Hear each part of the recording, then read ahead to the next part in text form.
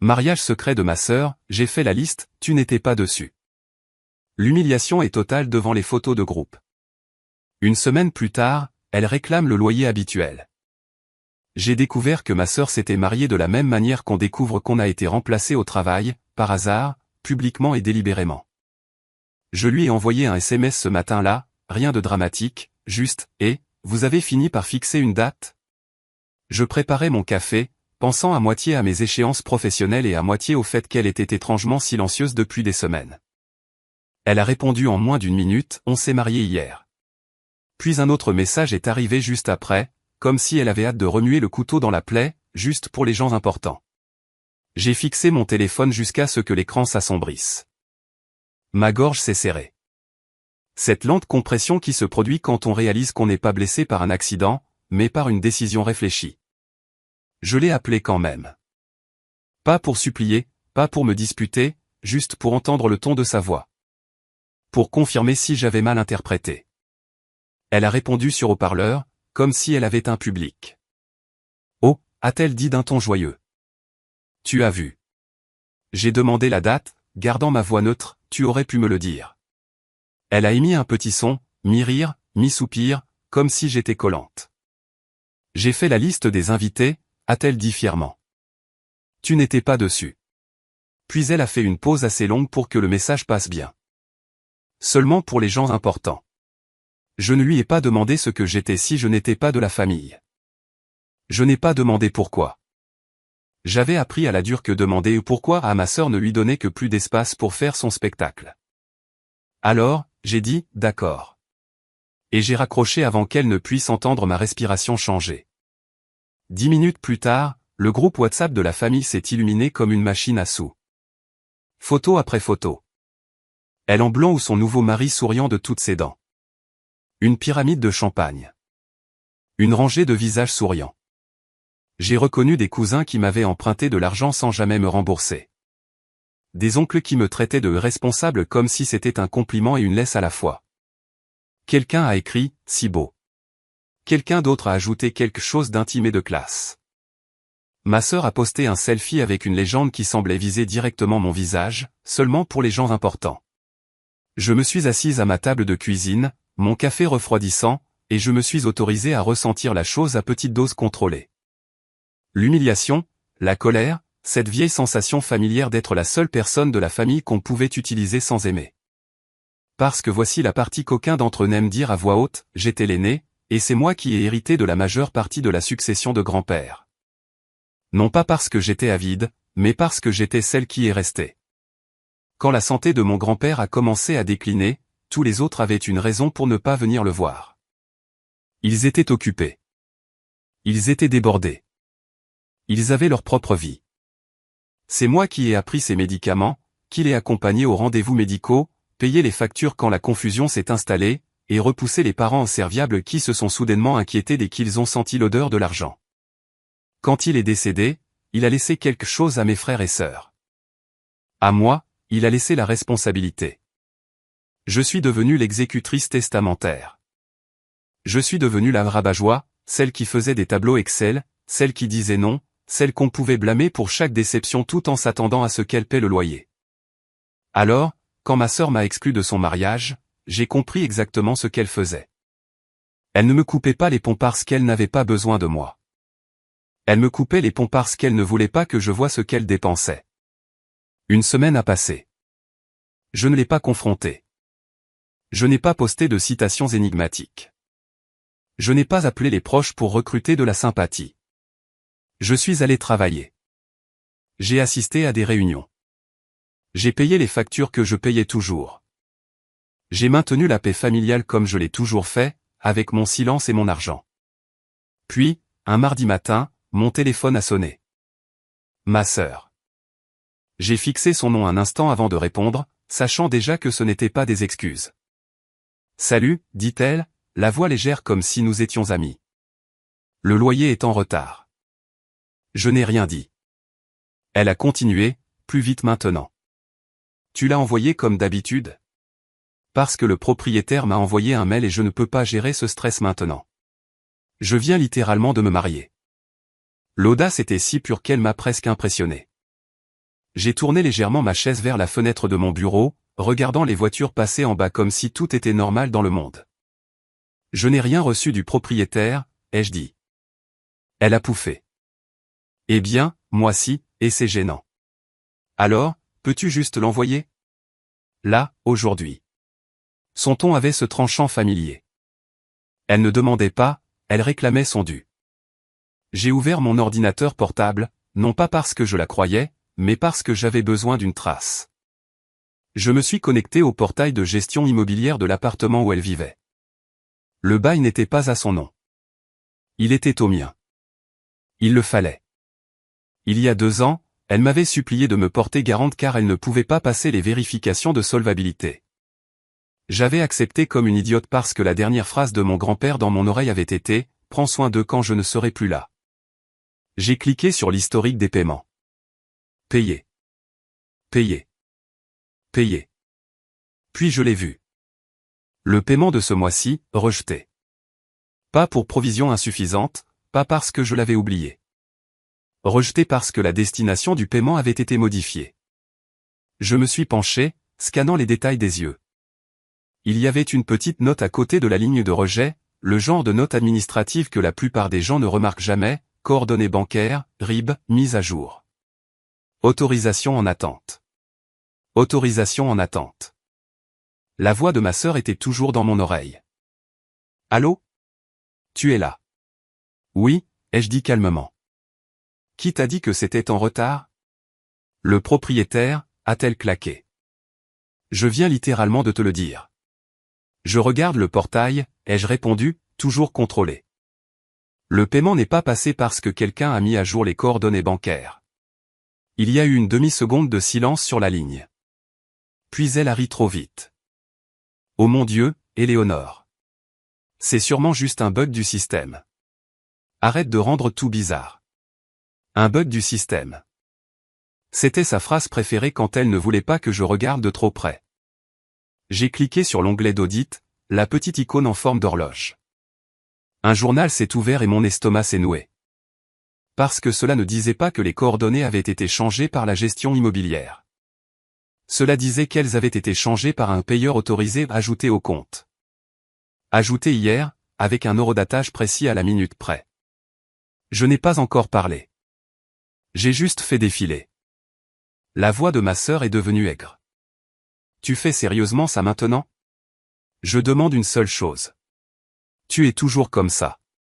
Froide, contrôlante, agissant comme si tu possédais tout le monde. Je ne l'ai pas corrigé. Je n'ai pas argumenté. J'ai juste demandé très doucement, pourquoi étais-tu sur mon compte hier? Quoi, a-t-elle aboyé? J'ai fixé la ligne du journal, la lisant une fois de plus pour m'assurer que mes yeux ne mentaient pas. Payeur autorisé ajouté, demande soumise, en attente de vérification. Et à côté, un nom. Pas le mien. Le sien. J'ai senti mon pouls frapper fort une fois, puis s'installer dans quelque chose de régulier et lourd, le genre de calme qui n'apparaît que lorsque la menace devient claire. Ma sœur a essayé de rire à nouveau. Éléonore, tu es dramatique. Envoie juste le loyer. N'en fais pas toute une histoire. J'ai regardé le journal d'audit et cliqué sur la flèche de détail. Une nouvelle fenêtre s'est ouverte avec la méthode de vérification. Ce n'était pas un email pour moi. Ce n'était pas un SMS pour moi. C'était une lettre de vérification imprimée envoyée à une adresse qui n'était pas la mienne. Une adresse que j'ai reconnue immédiatement, une boutique de domiciliation et de services postaux à 5 minutes de mon bureau. La voix de ma sœur continuait de pousser. Tu sais quoi? Très bien. Si tu ne l'envoies pas, je dirai à tout le monde que tu me punis parce que je ne t'ai pas invité. Je leur dirai que tu es jalouse. Je leur dirai. Je n'ai pas oublié de payer ton loyer, les jeux interrompus doucement. Elle s'est tue. J'ai fixé l'écran et j'ai dit la phrase que je retenais depuis qu'elle avait ricané seulement pour les gens importants. Je t'avais dit, ai-je continué, que si jamais tu essayais de toucher à quoi que ce soit lié à l'argent de grand-père ou à mes comptes, j'arrêterais d'être silencieuse. Elle a pris une inspiration brutale. Tu ne peux rien prouver. Je ne lui ai pas répondu parce que je regardais déjà la ligne qui prouvait qu'elle avait fait plus que se plaindre du loyer. Elle avait essayé de détourner mon paiement. Et le portail montrait exactement où elle voulait qu'il aille. Je n'ai pas rappelé ma sœur.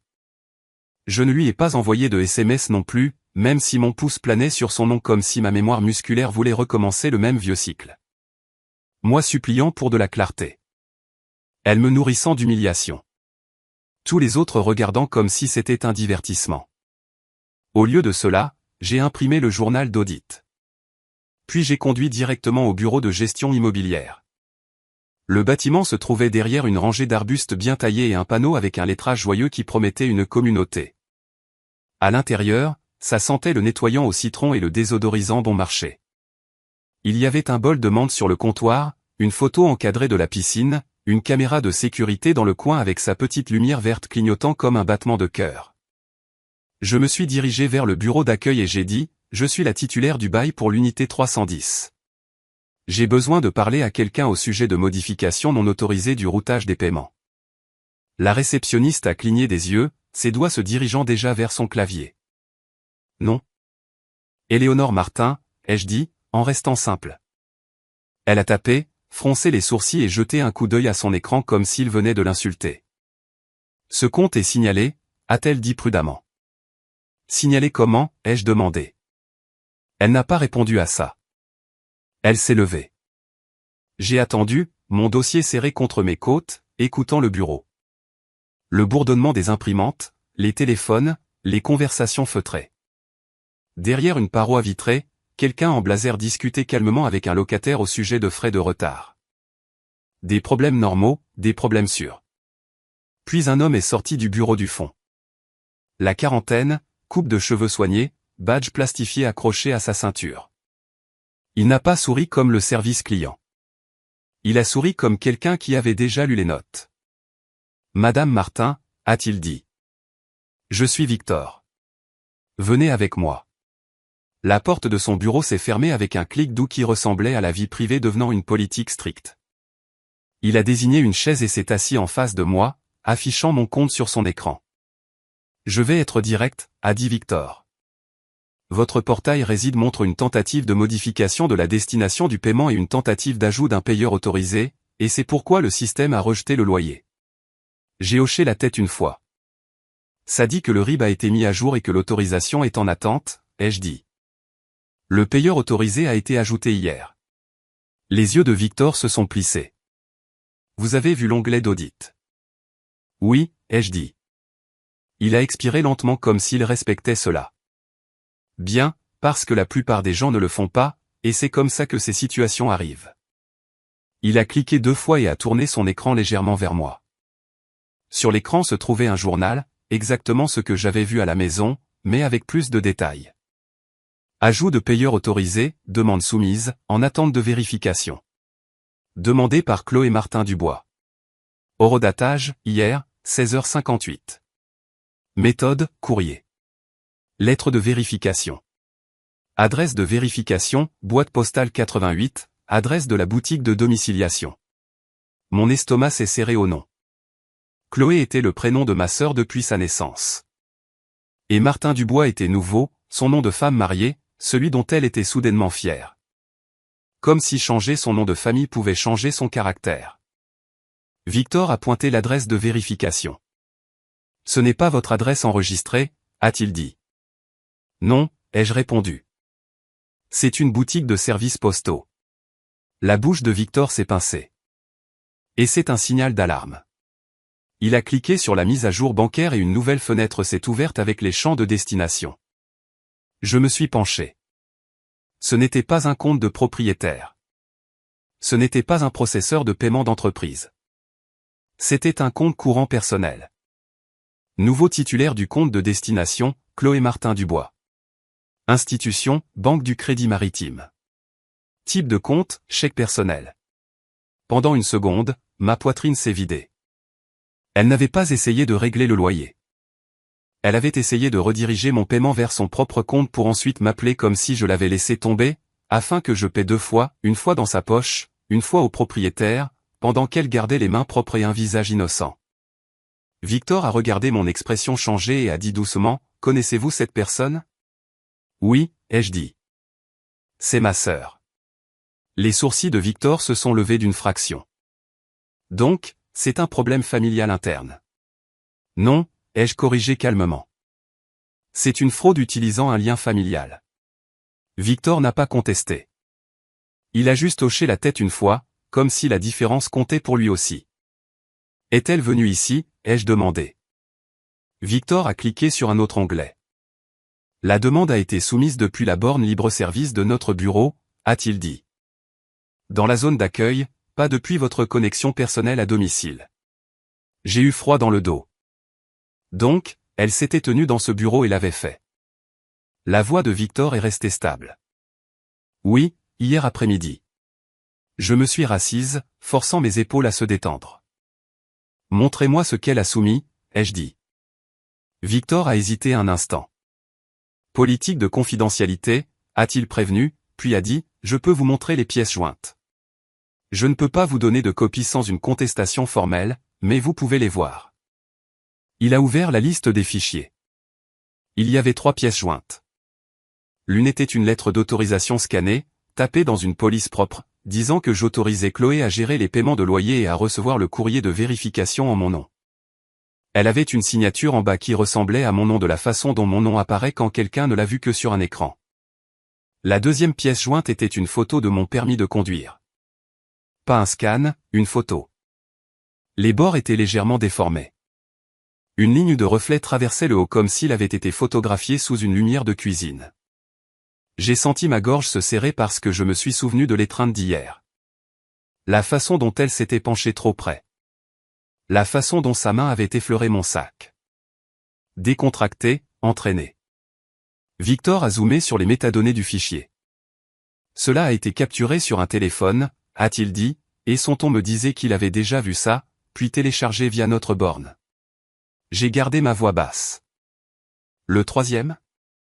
Victor a cliqué sur une photo d'un relevé d'identité bancaire, RIB, falsifié. Mon RIB, celui que j'utilisais pour payer le loyer chaque mois. Sauf que l'IBAN en bas avait été modifié, légèrement flou à un endroit, comme si quelqu'un avait masqué et remplacé les chiffres. Pas assez bien pour tromper une banque. Assez bien pour tromper un employé immobilier distrait.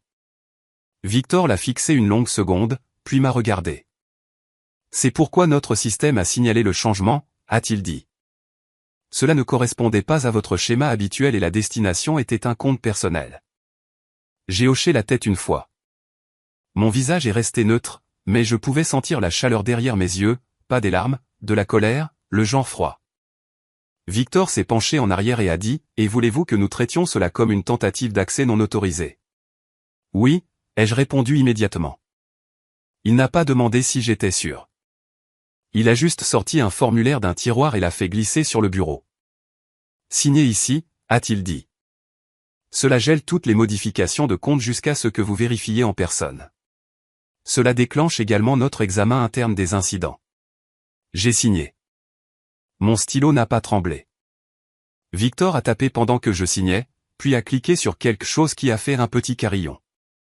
Doux, administratif, final. Voilà, a-t-il dit.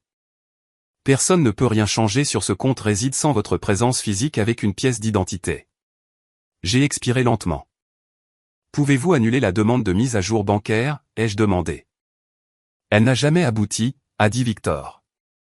Elle était en attente de vérification. Nous l'avons annulée.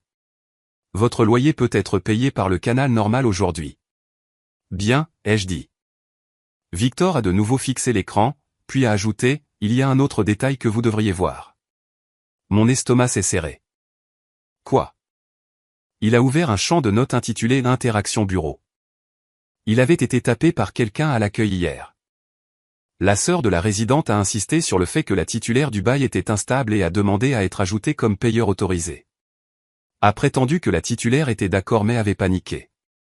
A demandé une vérification par courrier à une adresse alternative. Ma mâchoire s'est serrée. C'était là encore. Instable. Utilisé comme un passe-partout pour empêcher les gens de poser des questions. Victor m'a regardé attentivement. Avez-vous donné votre accord, a-t-il demandé. Non, ai-je dit. Elle n'était pas invitée dans ma vie hier. Elle cherchait un levier. Victor a hoché la tête une fois. Je vais extraire les images de la caméra du hall, a-t-il dit. Si le siège demande, nous les aurons. Je me suis levé, j'ai glissé mon dossier sous mon bras et je l'ai remercié sans chaleur. Il avait fait son travail. Et c'était tout ce dont j'avais besoin. En sortant, mon téléphone a vibré. Chloé. J'ai laissé sonner. Puis une autre vibration. Un SMS, tu veux vraiment faire ça à la dure? Je n'ai pas répondu. Je suis allé directement à ma voiture et j'ai conduit jusqu'à la boutique de domiciliation. C'était un endroit dans un petit centre commercial beige avec une enseigne poste et service au néon dans la vitrine et une cloche qui sonnait quand on ouvrait la porte. À l'intérieur, ça sentait le carton et l'encre, des étagères bordées de boîtes scotchées. Un comptoir couvert de listes de prix plastifiées. Une caméra de sécurité au-dessus de la caisse clignotait régulièrement. Je me suis avancé et j'ai dit « Bonjour, j'ai besoin de renseignements sur une boîte postale privée utilisée pour intercepter du courrier de vérification lié à mon nom. » L'employé, une femme aux yeux fatigués et aux chignons serrés, n'a pas bronché, mais son visage s'est légèrement fermé. « Nous ne pouvons pas divulguer d'informations sur les titulaires de boîtes, a-t-elle dit automatiquement. « Je ne demande pas de détails privés, ai-je répondu d'un ton contrôlé. Je demande si vous avez reçu un courrier recommandé adressé à Éléonore Martin à un numéro de boîte enregistré ici. » Ses yeux ont glissé vers une pile d'enveloppes derrière le comptoir. Puis vers moi. « Avez-vous une pièce d'identité ?» a-t-elle demandé. Je la lui ai tendue. Elle l'a regardé, puis a jeté un coup d'œil à un écran d'ordinateur, ses doigts bougeant rapidement. « Quel numéro de boîte ?» J'ai sorti l'impression que Victor m'avait permis de photographier. Juste la ligne d'adresse de vérification, rien d'autre. Je l'ai glissé vers elle. Elle a tapé, fait une pause, et son expression a changé. Pas choquée. Pire. Prudente. Nous avons une boîte active sous ce numéro, a-t-elle dit. Mais elle n'est pas à votre nom. Je sais, ai-je dit doucement. À quel nom est-elle? Elle a secoué la tête. Je ne peux pas vous dire ça. Je n'ai pas discuté la politique. J'ai discuté la réalité. Y a-t-il du courrier adressé à moi qui a été livré ici, ai-je demandé. Elle a hésité. Il y en avait, a-t-elle admis. Une lettre. Elle a été récupérée. Par qui, ai-je demandé. Je ne peux pas, alors montrez-moi le registre des retraits, ai-je dit en gardant ma voix calme. L'employé a dégluti et a regardé vers une porte derrière le comptoir. Un instant, a-t-elle dit. Un homme est sorti. Énergie de gérant plus âgé, manches retroussées. Il s'est présenté comme Arnaud. Il a écouté sans interrompre. Puis il a hoché la tête une fois et a dit « Nous ne divulguons pas les titulaires de boîtes, mais nous gardons les signatures de retrait pour les articles recommandés. » Il a ouvert un tiroir et a sorti un porte-bloc. « S'il y a du courrier adressé à vous qui a été livré ici, et qu'il a été signé, nous pouvons au moins vous montrer la signature, a-t-il dit. C'est aussi loin que nous irons sans les forces de l'ordre. J'ai hoché la tête. C'est suffisant. Arnaud a feuilleté les pages, s'est arrêté et a tourné le porte-bloc vers moi. Il y avait une ligne datée d'hier après-midi, une enveloppe recommandée. Destinataire, Éléonore Martin. Signé par, c'est Martin Dubois. La nouvelle signature de ma sœur, celle qu'elle avait probablement pratiquée pour son certificat de mariage. Fluide, confiante, comme si elle pouvait signer pour entrer n'importe où. Je l'ai fixée jusqu'à ce que mes yeux brûlent. Arnaud a dit doucement, si vous déposez une plainte, nous pouvons fournir les images du guichet de retrait. J'ai hoché la tête une fois. Je le ferai. Alors que je glissais ma carte d'identité dans mon portefeuille, Arnaud a ajouté, il y avait une autre enveloppe liée à cette boîte, qui ne venait pas du bureau immobilier. Mon estomac s'est serré. De où? Il a jeté un coup d'œil à la ligne à nouveau et a dit, du tribunal judiciaire, service des successions. J'ai eu froid dans le dos. Parce que si elle interceptait le courrier de la succession, ce n'était pas seulement une question de loyer. C'était une question d'héritage.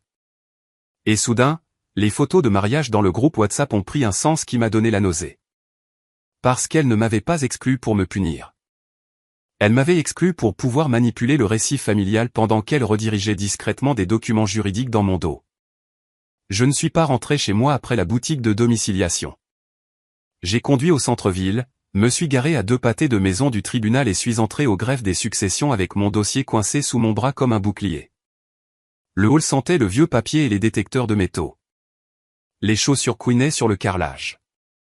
Un agent de sécurité m'a fait un signe de tête sans intérêt. Au-dessus, les néons donnaient à tout le monde un air légèrement coupable. J'ai trouvé le guichet du greffier et j'ai attendu derrière un homme qui se disputait à propos d'un acte et une femme serrant une pile de formulaires comme s'il la maintenait en vie. Quand ce fut mon tour, j'ai glissé ma carte d'identité sous la vitre et j'ai gardé ma voix calme. Je dois me renseigner sur un courrier recommandé qui m'était adressé et qui a été envoyé depuis ce bureau, ai-je dit. Il a été livré à une boîte postale privée que je ne possède pas. La greffière, fin de la cinquantaine, cheveux tirés en arrière, yeux vifs d'une vie passée à voir les gens mentir, n'a pas réagi émotionnellement. Elle a juste demandé, non. Éléonore Martin, ai-je dit. Elle a tapé, cliqué et fixé son écran un instant trop long. Puis elle a demandé, êtes-vous l'exécutrice testamentaire? Oui, ai-je répondu. Ce mot a changé sa posture. Pas plus amicale, plus prudente. Quelle succession, a-t-elle demandé. Je lui ai donné le nom de mon grand-père. Ses doigts ont bougé à nouveau. L'imprimante derrière elle a bourdonné une fois, puis elle s'est penchée plus près de son écran, les yeux plissés. D'accord, a-t-elle dit lentement. Je vois une note. Mon estomac s'est serré. Quelle note?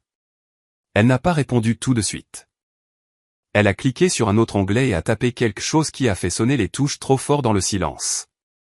Puis elle m'a regardé à travers la vitre. Ce dossier a une instruction de rétention de courrier, a-t-elle dit. Ce qui signifie que la correspondance ne doit pas être redirigée ou remise à qui que ce soit d'autre que l'exécuteur en personne avec identification. Une ligne froide a parcouru ma colonne vertébrale. Une rétention de courrier, ai-je répété. Oui, a-t-elle dit. Elle a été placée parce que quelqu'un a essayé de changer l'adresse de correspondance la semaine dernière. J'ai gardé mon visage neutre. Vers une boîte postale privée, ai-je dit. Les yeux de la greffière ont cligné une fois, et ce minuscule mouvement m'a dit que j'avais deviné juste. Elle a tourné son écran légèrement. Pas complètement. Juste assez pour que je puisse voir l'entête d'un formulaire à l'écran, demande de mise à jour de l'adresse postale, correspondance succession. La nouvelle ligne d'adresse était une BP, la même boutique de domiciliation. La greffière a dit, cette demande a été refusée. Ma bouche est devenue sèche. Qui l'a soumise? Elle a tapoté l'écran avec son stylo. C'est enregistré sous une partie intéressée, a-t-elle dit. Chloé Martin Dubois. Le nom de femme mariée de ma sœur avait l'air faux dans cette police de tribunal. Trop propre pour ce qu'elle faisait avec. Je suis resté immobile, les mains visibles sur le rebord du comptoir. Du courrier recommandé m'a-t-il été envoyé, ai-je demandé. La greffière a cliqué à nouveau. Oui, a-t-elle dit. 2 articles.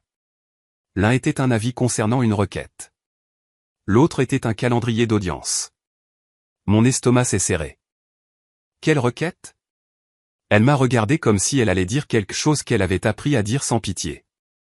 Requête pour révoquer l'exécuteur testamentaire, a-t-elle dit. Pendant un moment, les bruits du tribunal se sont estompés. Mes oreilles se sont remplies d'un bourdonnement sourd, comme si mon corps essayait de s'inonder d'adrénaline, et que je ne le laissais pas faire. Sur quel motif, ai-je demandé. Les lèvres de la greffière se sont pincées. Mauvaise gestion alléguée, a-t-elle dit. Défaut allégué de distribution des actifs. Exploitation financière alléguée. Les mots ont frappé plus fort que les photos de mariage n'auraient jamais pu le faire parce qu'ils n'étaient pas destinés à blesser mes sentiments. Ils étaient destinés à déclencher le système. J'ai gardé ma voix égale. Puis-je voir la requête? Vous pouvez demander des copies, a-t-elle dit. En tant qu'exécutrice, vous y avez droit, mais je vais vous dire maintenant qu'il y a des pièces jointes.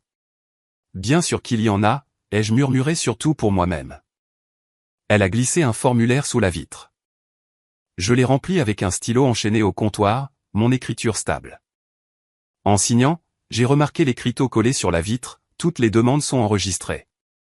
Les fausses déclarations sont passibles de sanctions. Chloé ne se souciait pas des sanctions. Elle se souciait du levier. La greffière a pris mon formulaire, puis a disparu dans une arrière-salle. Les minutes se sont étirées. J'ai fixé le seau sur la vitre et écouté le bruit sourd des tampons frappant le papier quelque part derrière le mur. Quand elle est revenue, elle a posé un dossier agrafé sur le comptoir et l'a glissé sous la fente. La première page avait un en-tête en gras et un numéro de dossier. Le papier semblait plus lourd qu'il n'aurait dû, comme s'il portait une intention. J'ai lu le premier paragraphe. Chloé prétendait que j'avais contrôlé l'argent de grand-père et retenu les distributions par méchanceté. Elle prétendait que j'utilisais ma position d'exécutrice pour punir mes frères et sœurs. Et elle prétendait que j'étais instable et vindicative, et que mon grand-père était confus quand il a structuré l'héritage comme il l'a fait. Instable. C'était là encore, habillé en langage juridique. J'ai tourné la page vers la liste des pièces jointes. Mon souffle s'est coupé juste une fois. Elle n'avait pas joint de vraies preuves. Elle avait joint des scènes sélectionnées. Des captures d'écran de SMS familiaux sortis de leur contexte. Une photo de moi dans la salle d'attente de l'hôpital l'année où grand-père est tombé. Comme si être présente était suspect. Une copie du bail de son appartement avec mon nom surligné comme si payer son loyer était la preuve que je contrôlais son logement. Elle avait transformé mon soutien en crime. La greffière observait mon visage sans expression. Il y a aussi une demande d'ordonnance temporaire, a-t-elle dit. J'ai levé les yeux. Quelle ordonnance temporaire? Elle a tapoté le haut de la page suivante avec son stylo. Pour geler les distributions de la succession, a-t-elle dit. Pour vous obliger à comparaître et pour diriger tous les avis vers une adresse alternative en attendant l'examen. Ma gorge s'est serrée. La boîte postale. La greffière a hoché la tête. Refusé, a-t-elle dit, à cause de la rétention de courrier. J'ai expiré lentement. Donc, le tribunal savait déjà que quelqu'un essayait d'intercepter le courrier. Oui, a-t-elle dit, et pour la première fois, son ton portait la plus faible pointe d'irritation en ma faveur. J'ai tourné la dernière page. C'est là que Chloé avait signé sous peine de parjure avec la même signature fluide de femme mariée que je venais de voir sur le registre de retrait de la boîte postale. Mais ce qui a fait tomber mon estomac n'était pas la signature. C'était le numéro de téléphone de contact indiqué. Parce qu'elle n'avait pas mis le sien. Elle avait mis celui de ma mère. La même femme qui avait souri sur les photos de mariage et qui me traitait de contrôlante depuis que j'étais assez vieille pour dire non. J'ai levé les yeux vers la greffière. L'avis d'audience, ai-je dit. C'est pour quand? Elle a tiré une autre feuille de sa pile et l'a glissée vers l'avant. C'était prévu pour la semaine suivante. Tôt le matin, comparution obligatoire. Et en bas, en petits caractères, il y avait une ligne qui m'a glacé le sang, le défaut de comparution peut entraîner la suspension temporaire de l'autorité exécutive en attendant l'examen. Ma sœur n'essayait pas seulement de m'embarrasser. Elle essayait de prendre les clés de toute la succession. J'ai rassemblé les papiers soigneusement comme s'ils pouvaient me couper si je bougeais trop vite. J'ai besoin des métadonnées du dépôt, ai-je dit. L'heure à laquelle cela a été soumis est d'où? La greffière a hoché la tête une fois, a cliqué à nouveau et a imprimé une seule page. Elle l'a glissée sous la vitre. Soumis hier. 17h22. Méthode, borne de dépôt électronique. Lieu, terminal libre-service du tribunal. Hier. Pendant que le groupe WhatsApp explosait de photos de mariage, pendant que le nouveau nom de famille de ma sœur recevait des cœurs et des félicitations. Pendant que j'étais assise seule dans ma cuisine à regarder tout le monde célébrer une fête que j'avais payée de façon qu'il n'admettrait jamais, Chloé était à la borne du tribunal en train de déposer une requête pour me destituer de mon rôle d'exécutrice. Et puis elle m'a appelé la semaine suivante en faisant semblant que c'était une histoire de loyer. Elle voulait deux choses à la fois, l'argent et le contrôle de l'histoire. Je suis sorti du tribunal avec le dossier dans les mains et son poids dans mes côtes. Dehors, le ciel semblait trop lumineux pour ce que je venais de lire. Les voitures bougeaient. Les gens riaient. Un vendeur de rue vendait des sandwichs comme si le monde n'était pas bâti sur de la paperasse et du timing. Je me suis assise dans ma voiture et j'ai ouvert mon téléphone. Je n'ai pas appelé Chloé. J'ai appelé un avocat spécialisé dans les successions dont j'avais gardé le numéro dans mes contacts depuis la mort de grand-père. Comme un extincteur qu'on espère ne jamais avoir à utiliser. Une réceptionniste a répondu, et j'ai gardé ma voix stable. J'ai besoin d'une consultation d'urgence aujourd'hui, ai-je dit. Il y a une requête pour me révoquer en tant qu'exécutrice et il y a des preuves que quelqu'un intercepte le courrier de la succession. Elle n'a pas demandé pourquoi. Elle a demandé le numéro de dossier. Cela seul m'a dit que ce n'était pas rare. Quand l'avocat est finalement venu en ligne, sa voix était calme, mesurée. « Madame Martin, a-t-il dit, donnez-moi la version courte. » Alors je l'ai fait. Le mariage, l'appel pour le loyer, le journal du portail, la signature de la boîte postale, la requête, la rétention de courrier. Il y a eu une pause à l'autre bout, puis une inspiration silencieuse. « Elle a déposé hier, a-t-il demandé. »« Oui, ai-je dit. »« Et elle a utilisé une demande d'adresse alternative, a-t-il demandé. »« Oui. »« Alors nous répondons aujourd'hui, a-t-il dit. » Nous déposons un avis de tentative de fraude concernant la signification et l'interception de courrier. Nous demandons des sanctions et nous demandons que tous les futurs avis nécessitent une vérification en personne pour vous uniquement. Ma poigne s'est resserrée sur le volant. Peut-on arrêter l'audience? On ne peut pas l'arrêter, a-t-il dit. Mais on peut changer ce que le juge trouvera en entrant. J'ai regardé les portes du tribunal. Les gens entraient et sortaient comme si rien de tout cela n'avait d'importance. Que dois-je faire maintenant, ai-je demandé. Apportez-moi tout, a-t-il dit. Les journaux du portail immobilier, la signature de retrait de la boîte postale et ce dossier de requête. Je l'ai, ai-je dit. Bien, a-t-il répondu. Et Éléonore, ne payez rien d'autre pour votre sœur. Pas de loyer. Pas de charge. Rien. Elle construit une histoire où vous êtes le contrôleur.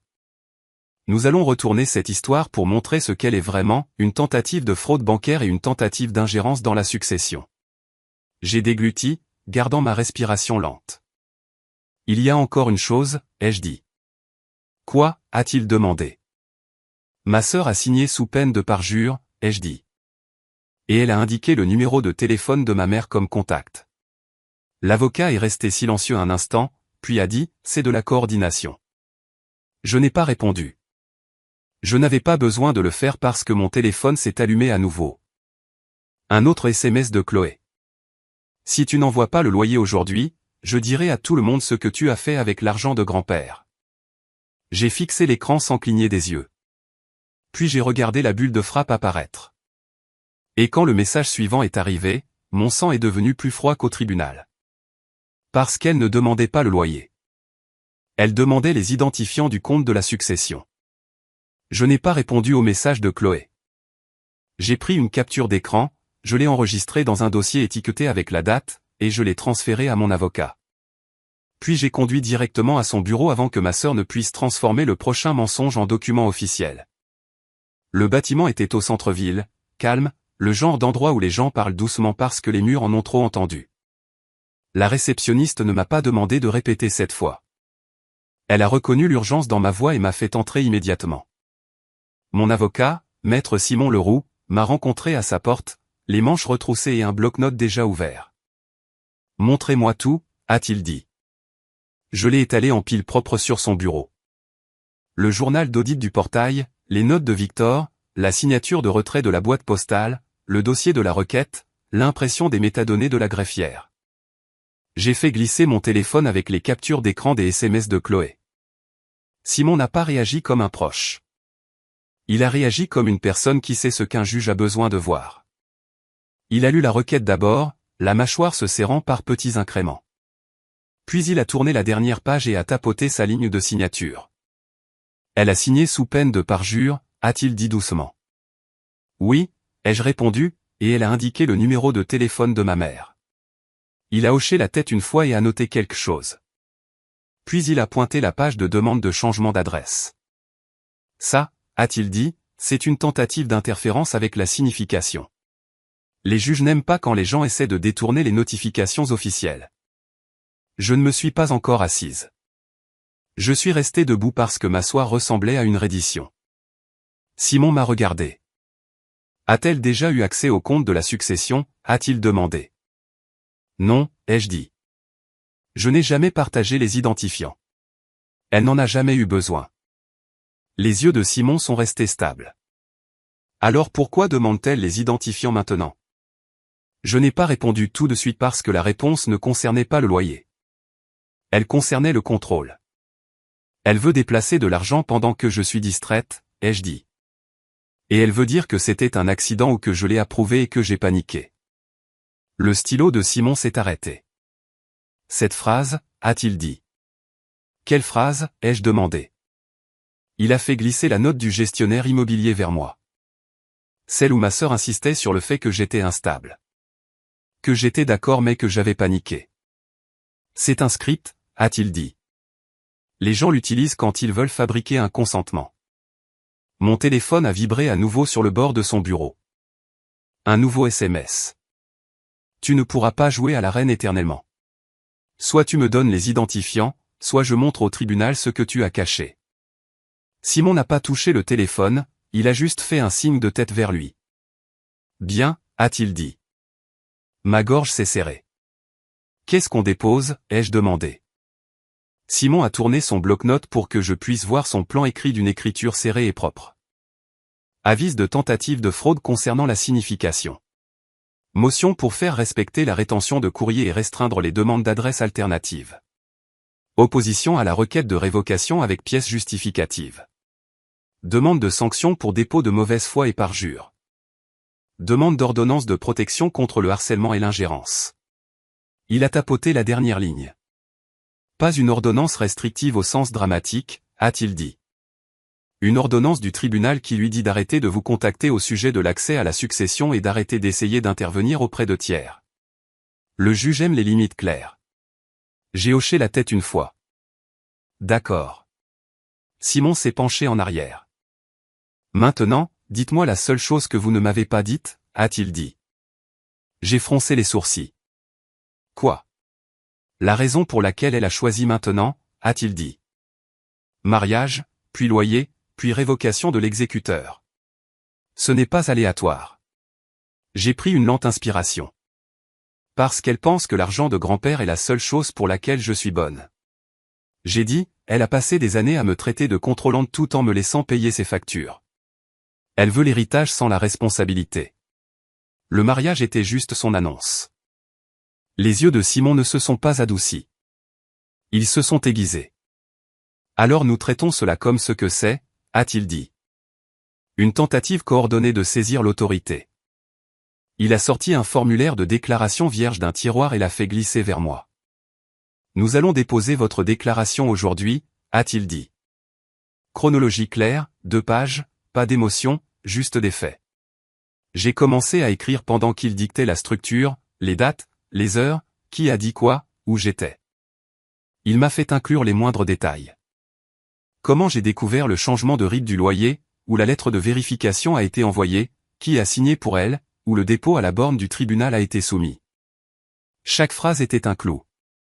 À mi-chemin, l'assistante de Simon a frappé et est entrée en tenant un téléphone. Maître, a-t-elle dit doucement, la banque est sur la ligne 1. C'est au sujet du compte de la succession. J'ai eu froid dans le dos. Pas de panique. Quelque chose de plus proche d'une peur contrôlée. Une sonnette d'alarme. Simon a pris l'appel sur haut-parleur. Ici Mariano, directrice principale à la Banque du Crédit Maritime, a dit une voix de femme, professionnelle et sèche. J'appelle concernant le compte de la succession Martin. Nous avons besoin que l'exécutrice vienne immédiatement avec une pièce d'identité. Le regard de Simon a croisé le mien. Il n'a pas demandé la permission. Il a simplement dit, nous sommes ici avec Madame Martin. Qu'est-ce qui a déclenché l'appel? Une brève pause. Il y a eu une tentative de demande de changement ce matin, a dit Marianne. Une personne a présenté des papiers revendiquant une autorité temporaire sur le compte de la succession. Ma mâchoire s'est serrée. Qui, ai-je demandé avant de pouvoir m'arrêter? La voix de Marianne est restée prudente. Je ne peux pas divulguer de nom sur haut-parleur sans vérifier le titulaire du compte en personne, a-t-elle dit. Mais la demande incluait des allégations selon lesquelles l'exécutrice retient des fonds et est mentalement inapte à gérer les distributions. Inapte. C'était là encore, déguisé en inquiétude. Simon s'est penché en avant. Madame O, a-t-il dit, ma cliente est l'exécutrice désignée par le tribunal. Nous avons des raisons de croire qu'il y a une tentative active d'interférence avec le service et l'accès. Nous sommes en route. Nous serons prêts, a répondu Marianne. S'il vous plaît, apportez vos lettres de nomination. L'appel s'est terminé. Simon n'a pas perdu une seconde. Il a saisi mon dossier, l'a claqué dans une pince à reliure et s'est levé. Maintenant, nous allons à la banque, a-t-il dit. Parce qu'elle essaie de créer un nouvel ensemble de preuves pendant que vous êtes occupé. Le trajet jusqu'à la banque du Crédit Maritime semblait trop normal pour ce qu'il portait. Feu rouge, piéton, une radio jouant dans une autre voiture. Simon passait en revue mes documents calmement sur le siège passager comme si nous allions à une réunion de routine. Pas à une bataille pour l'identité et l'argent. À l'intérieur de la banque, l'air était frais et sentait légèrement le café. Comptoir poli, voix feutrée, le clic doux des claviers. Un agent de sécurité nous a regardé entrer et a fait un signe de tête vers un bureau au fond du couloir. Marianne nous a rencontrés à la porte. Elle avait la cinquantaine, un tailleur strict, une expression neutre de la manière dont les gens le sont quand ils ont déjà lu quelque chose de laid. « Madame Martin », a-t-elle dit en me serrant la main une fois. « Merci d'être venue rapidement. » Elle nous a conduits dans son bureau et a fermé la porte. Sur son bureau se trouvait un dossier fin déjà ouvert et une copie imprimée de quelque chose qui ressemblait à un dépôt judiciaire. Marianne ne s'est pas assise immédiatement. Avant de continuer, a-t-elle dit, « Je dois vérifier votre identité et votre statut d'exécuteur. » Je lui ai tendu ma carte d'identité et mes documents officiels. Elle les a scannés, a comparé mon visage, puis a hoché la tête. « D'accord, » a-t-elle dit. « Vous êtes l'exécutrice enregistrée. » « Qui est venu ?» ai-je demandé, gardant ma voix plate. Marianne n'a pas répondu tout de suite. Elle a tourné son écran pour que je puisse voir les notes internes. « Ce matin » a-t-elle dit. « Une femme est arrivée avec un certificat de mariage, une copie du certificat de décès de votre grand-père, et un document intitulé « Autorisation familiale ». Elle a prétendu qu'elle était une partie intéressée et qu'elle avait besoin d'aider parce que vous étiez instable. » La mâchoire de Simon s'est serrée. « Et vous avez refusé » a-t-il dit. « Nous n'avons pas accordé l'accès » a répondu Marianne. Mais elle a tenté d'initier une demande de changement de signataire et a exigé que nous gelions le compte jusqu'à ce que le tribunal vous révoque. Ma poitrine s'est serrée. A-t-elle apporté une ordonnance du tribunal? Elle. Les yeux de Marianne se sont plissés. Elle a apporté ce qu'elle a dit être une ordonnance temporaire, a-t-elle dit. Une impression. Pas de sceau, pas de tampon du greffe, pas de signature de juge. Elle a glissé l'impression vers nous. Elle était titrée comme si elle appartenait à un tribunal, mais ce n'était pas propre. La mise en forme était légèrement décalée. Le numéro de dossier manquait d'un chiffre, et la ligne de signature en bas était vide, juste un nom tapé là où une signature devrait être. Simon a tapé une fois sur la page du doigt. « C'est une contrefaçon » a-t-il dit doucement. Marianne a hoché la tête. « C'était notre évaluation » a-t-elle dit. « Mais il y a plus. » Elle a cliqué sur un autre onglet et a affiché le journal des incidents de la banque. Quand elle a été refusée, a-t-elle dit, elle a essayé un angle différent. Elle a tenté de s'inscrire à l'accès en ligne en utilisant les informations de profil de votre succession. Cela a déclenché nos contrôles antifraude. Mon estomac s'est retourné. D'où? Le regard de Marianne a tenu le mien. Depuis la borne libre-service du hall, a-t-elle dit.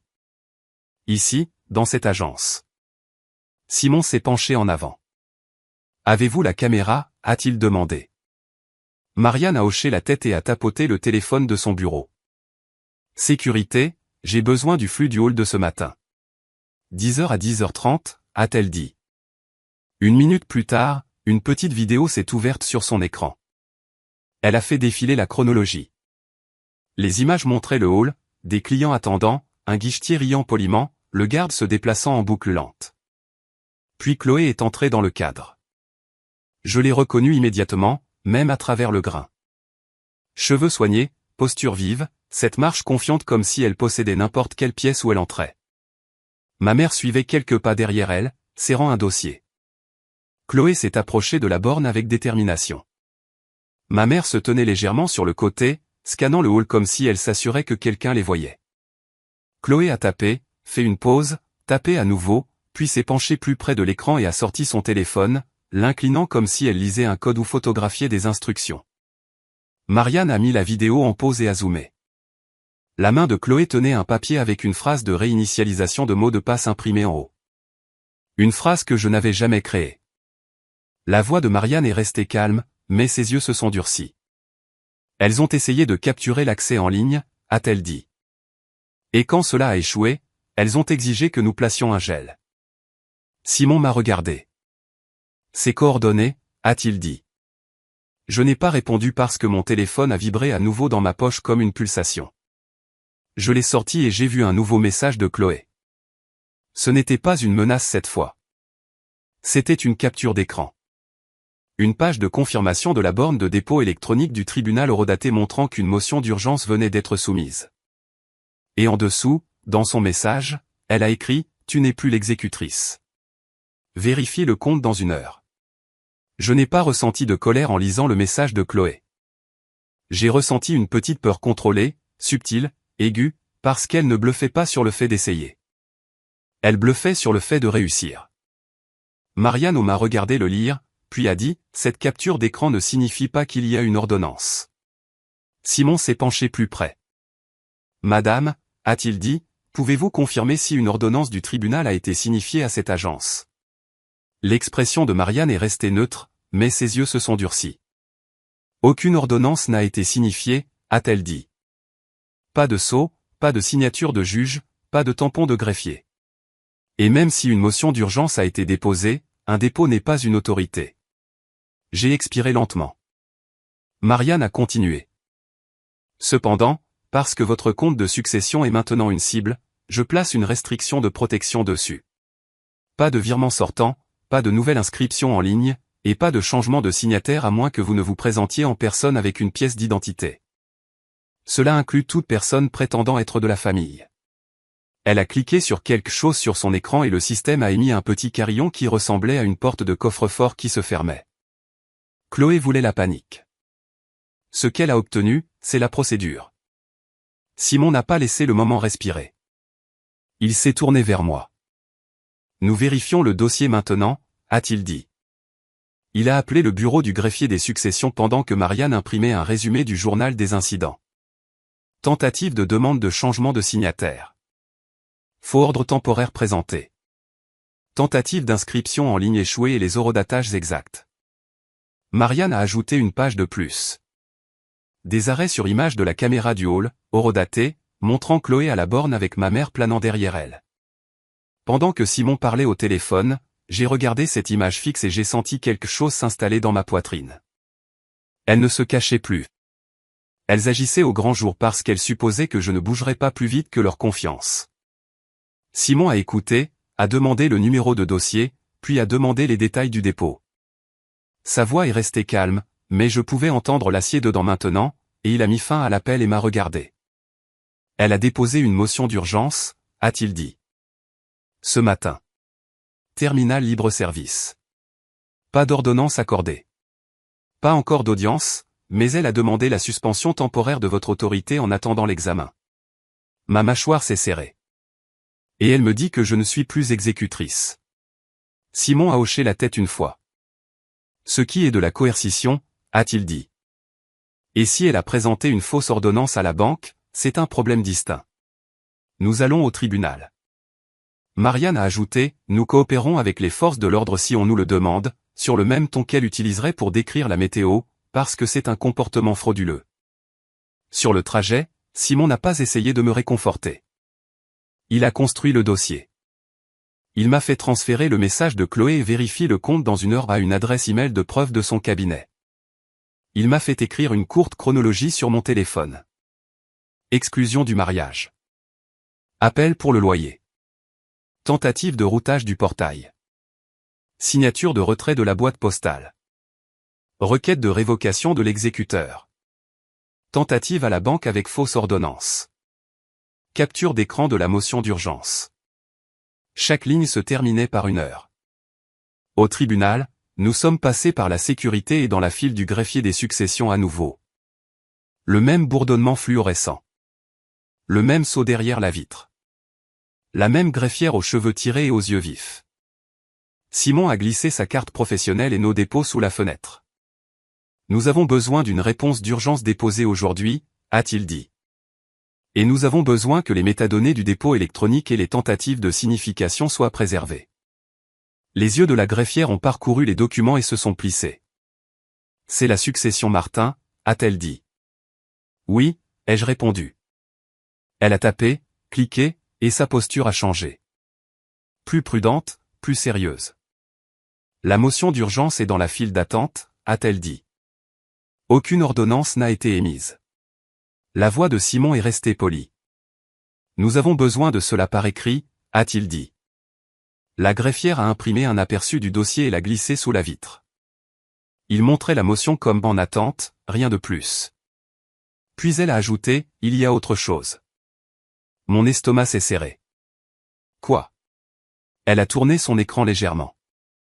Elle a demandé que les avis soient envoyés à une boîte postale privée à nouveau, a-t-elle dit. Refusé à nouveau. La rétention est toujours active. J'ai ressenti une satisfaction amère et silencieuse. Le système se souvenait, même si ma famille faisait semblant de ne pas le faire. Simon a hoché la tête une fois. Maintenant, les métadonnées, a-t-il dit. La greffière a cliqué sur une vue détaillée et a imprimé une autre page. Elle listait l'heure de soumission, l'emplacement du terminal et les identifiants utilisateurs utilisés pour déposer à la borne libre-service. Et là, à l'encre noire, se trouvait le nom de Chloé. Par partie intéressée, par membre de la famille, son compte réel, son choix. Simon a tapoté la page une fois. C'est ce dont le juge a besoin, a-t-il dit.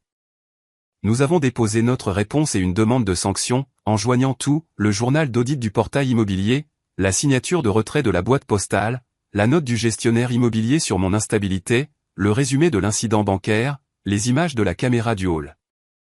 Les SMS exigeant l'accès et prétendant que j'avais été révoqué. La greffière a tamponné la page supérieure avec un bruit sourd et final et l'a repoussée. Audience, a-t-elle dit, jetant un coup d'œil à son écran. Ils vous feront entrer cet après-midi.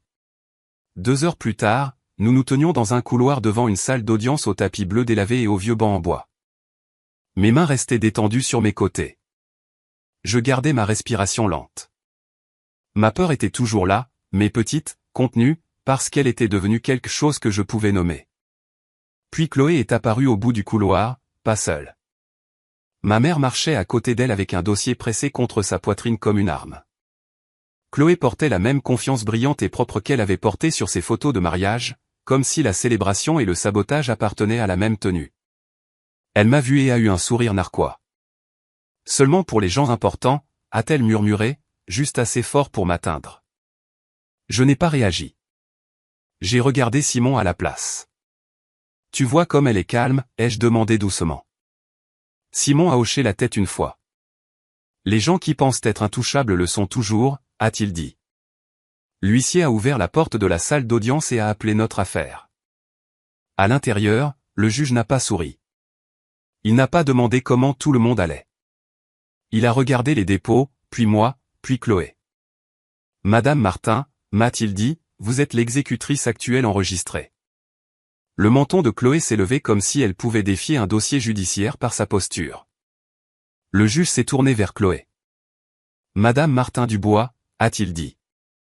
Vous avez déposé une requête pour révoquer l'exécutrice et une motion d'urgence. Vous avez également demandé une signification alternative à une boîte postale privée qui n'est pas l'adresse de l'exécutrice. Expliquez-vous. La voix de Chloé est sortie douce, entraînée. Votre honneur, Éléonore est contrôlante. Elle retient l'argent. Elle devient émotionnelle. Je veux juste ce que grand-père voulait. Simon ne s'est pas encore levé. Il a laissé Chloé dépenser sa confiance. Le juge a demandé, avez-vous des preuves de mauvaise gestion? Chloé a levé son dossier. Oui, a-t-elle dit. Des messages.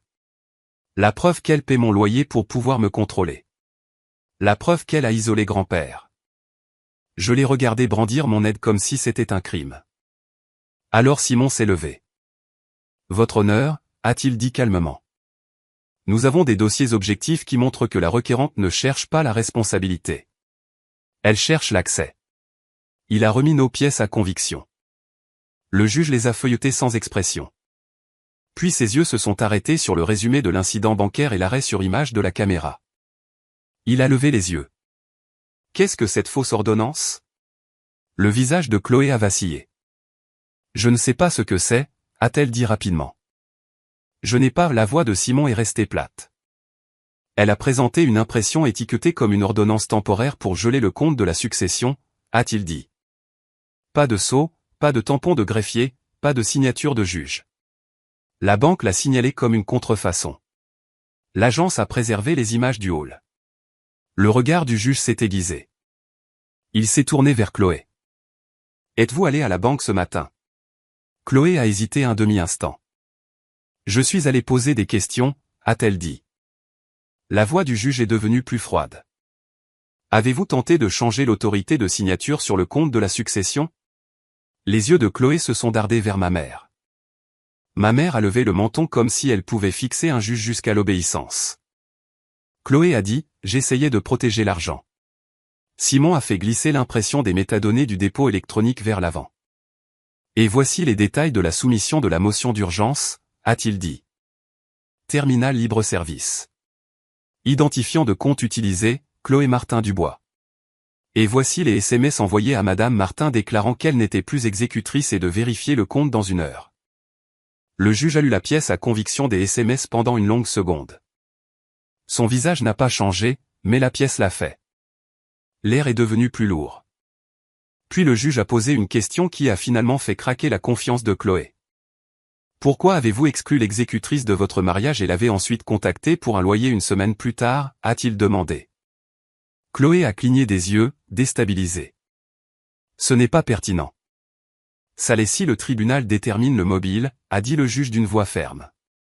Répondez. La bouche de Chloé s'est ouverte puis fermée.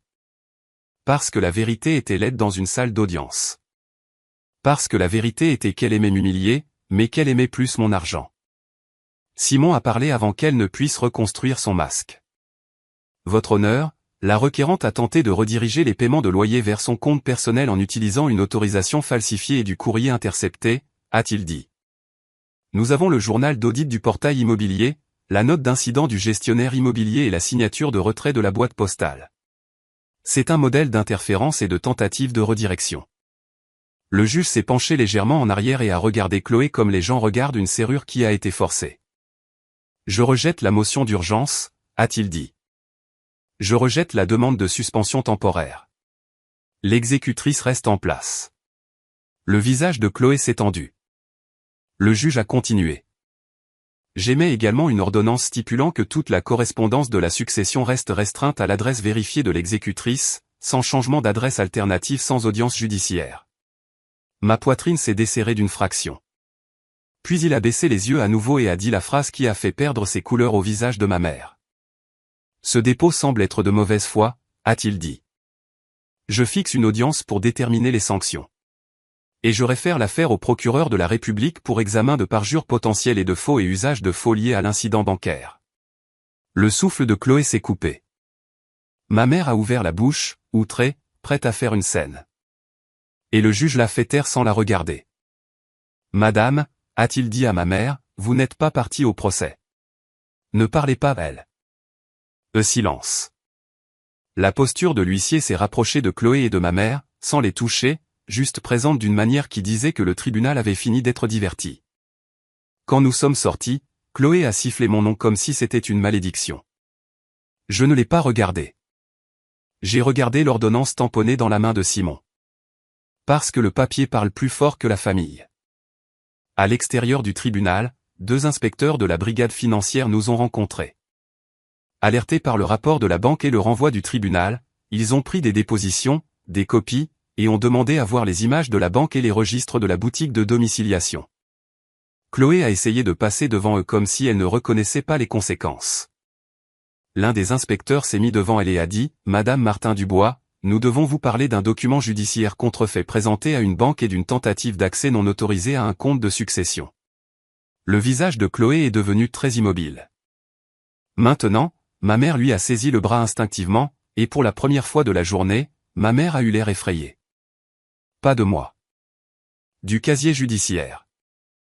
3 semaines plus tard, le procureur a engagé des poursuites contre Chloé pour tentative de fraude et faux et usage de faux liés à la fausse ordonnance et à la tentative d'accès au compte de la succession.